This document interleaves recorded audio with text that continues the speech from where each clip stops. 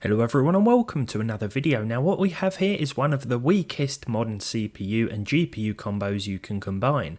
I wouldn't recommend pairing them at all. Well, that's it then. Thanks for watching.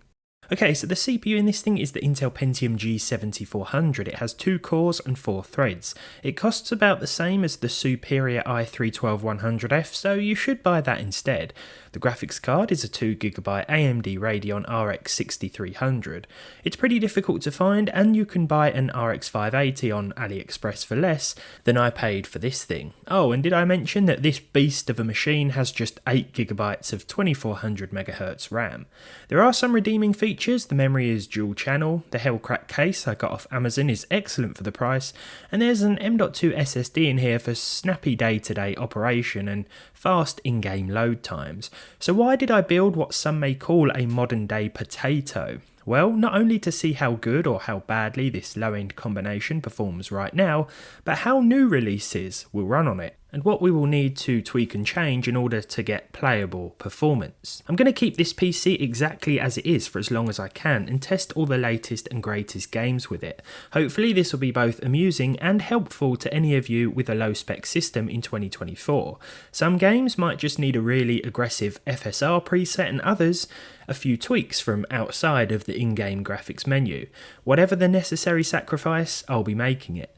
One day, I'll even be trying GTA 6 on this system when or if it comes to PC.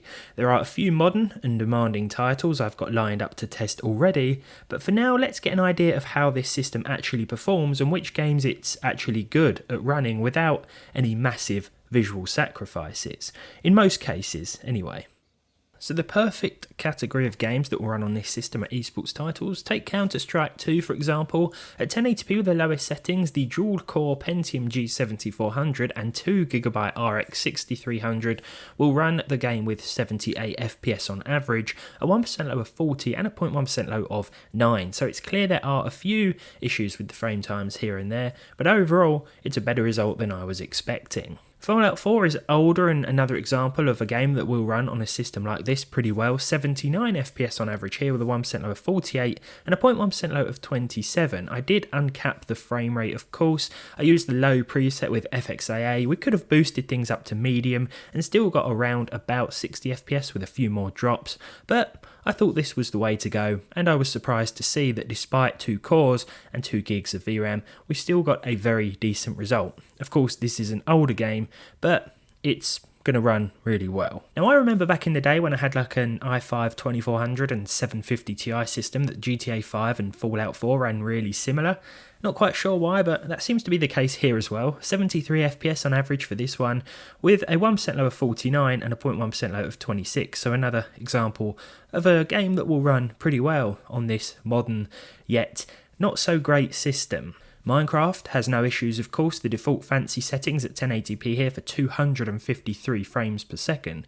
The 1% low was 35 and the 0.1% low was 9. So again, a few little dips or drops. I think this is mainly due to the processor. Now in a lot of games, the CPU is actually going to be the limiting factor. I wasn't quite sure what way round it was going to be, but it seems as though the graphics card, the RX 6300, has a little more to give. So the processor is holding us back a lot of the time. Red Dead Redemption 2 up next. We had to make some pretty big sacrifices here. This is because of the in-game limitation when it comes to the graphical settings. We can of course play around with tweaks outside of the graphical menu, and that's the exact sort of thing I plan to do with this PC in the future, but I stuck with the game provided settings for now.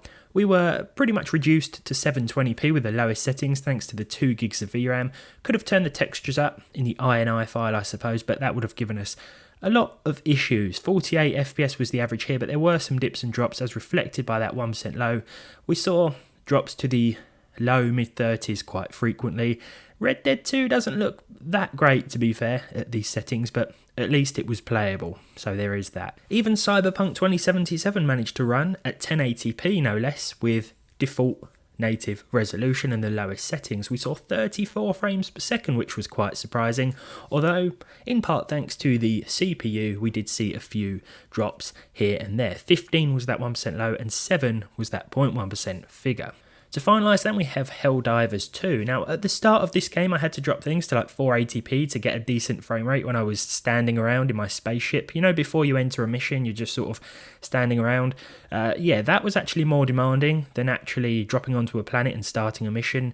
I then turned the resolution back up to 720p and we still saw at least 30 FPS with the lowest settings. So this is what I would definitely call a playable frame rate. Alternatively, you could stick to 1080p and enable some form of upscaling for what would be a slightly sharper visual presentation. But I mean, there we go. Now, as I said at the start, I'm going to keep this PC. I'm going to put it up against some of the latest and greatest titles. A few have actually come out in the last couple of weeks that I plan to test. I want to see how low we need to go in order to get playable frame rates. Hopefully, it will not only be quite amusing, but actually helpful as well if anyone else has a low spec system. Maybe not as low as this, but I'll be keeping this one for as long as I can without upgrading it and seeing how far into the future we can actually make games run. It's going to be pretty fun, I think, and as for this video, thanks for watching. If you have any game suggestions, please leave them down below in the comments, and I look forward to seeing all of you in the next one.